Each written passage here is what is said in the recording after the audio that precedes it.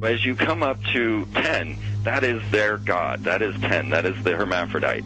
But if you stop at 9 and you skip to 11, skipping god, then you are a Luciferian. Because 11 is the number of the magician. It's the one step above. Once you have accomplished the tree of life, you are now the magician. You are one above 10. But they're doing it by skipping god. That's the symbolism of 9/11.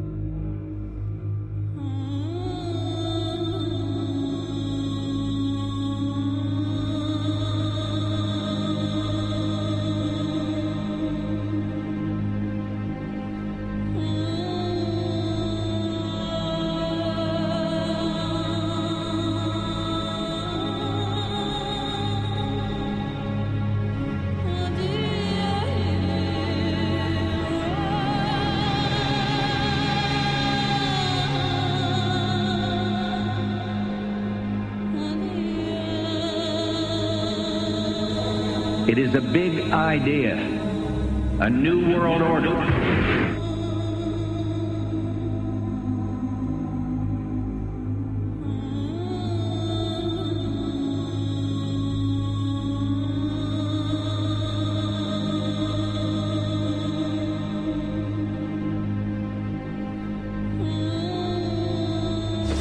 were on assignment. We were supposed to kill two birds with one stone.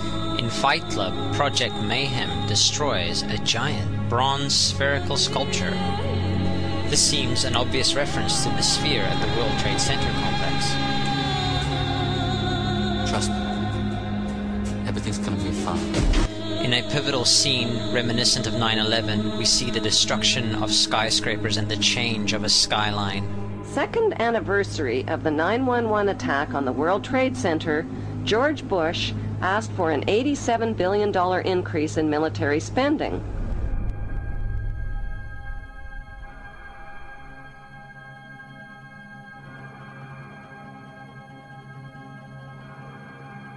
In 1904, Crowley would receive the Book of the Law soon after meditating in the King's Chamber of the Great Pyramid. He claimed he had been contacted by a being called Aiwass. Crowley would also use this symbol in his work. Some of its meanings are said to include a reference to the number 77 in Hebrew and a connection to the god Pan. Crowley made this drawing of a non-human intelligence he saw during a ritual. Synchronous 23 has made the connection between Aiwass and the Wizard of Oz, and has further pointed out the similarities between Crowley's grey alien-like drawing and the depiction of the projection of the Wizard of Oz in the film version. The much overlooked theory has been put forward on the internet that when we are looking at George W. Bush, we are actually seeing Aleister Crowley's grandson. I have suggested that this video footage of George W. Bush reading The Pet Goat, coinciding with the start of the 9/11 mega ritual, is in fact a dedication of the 9/11 mega ritual to the great god Pan by Aleister Crowley's grandson.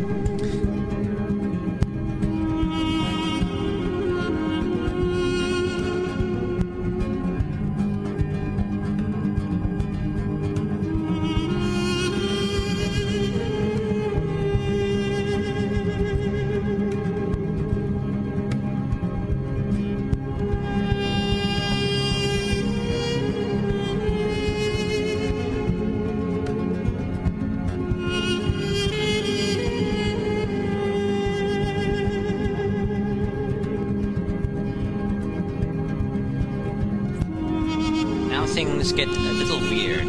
This is the 1978 version of The Wizard of Oz, The Wiz. Again, we see the Emerald City connected to New York. On arriving at the end of the Yellow Brick Road, Dorothy and her companions go through the circular portal. Through the door, we see 3 pyramids. Behind the pyramid shape, in between the pyramid pillars of the World Trade Center, we see the sphere, the representation of the Kaaba.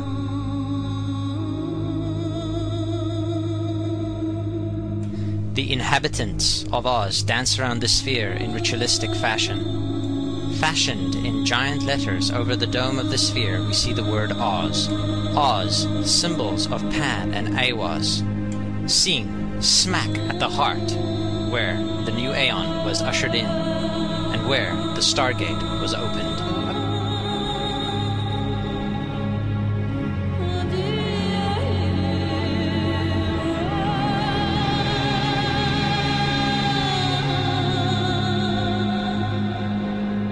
Between the Twin Towers is called the Spherical Caryatid. It was made by artist Fritz Koenig and was nicknamed the Sphere. We see that Koenig made this thing in Bavaria, the same place where the Illuminati was founded. The most interesting fact about the placement of the sphere at the World Trade Center Plaza has to be that architect and designer of the World Trade Center, Minoru Yamasaki, intended the plaza itself to be a representation of the Grand Mosque of Mecca, the sphere in particular taking the place of the Kaaba.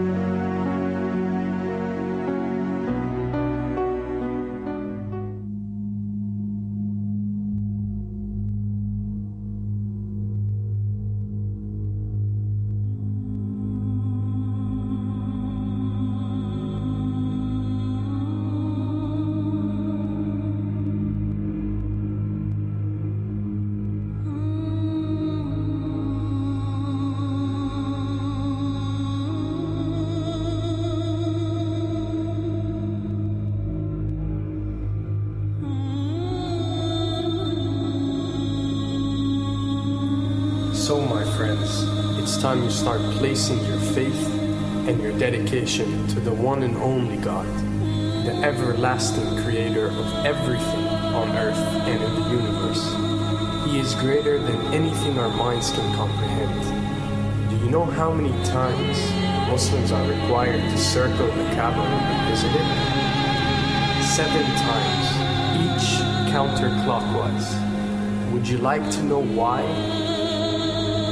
You see, what binds us as humans to this life and to this dimension and to this earth is the limits of time and space. We are bound to this dimension and this reality through time and space. Hence, if one wants to leave this dimension or leave this reality, he needs to break away from time and space. So when you visit the Kaaba and you rotate counterclockwise, what is this practice actually doing? It is literally helping you elevate your soul and elevating yourself to break away from time and space so you can touch something so unique and so beautiful and so powerful that it changes your life forever.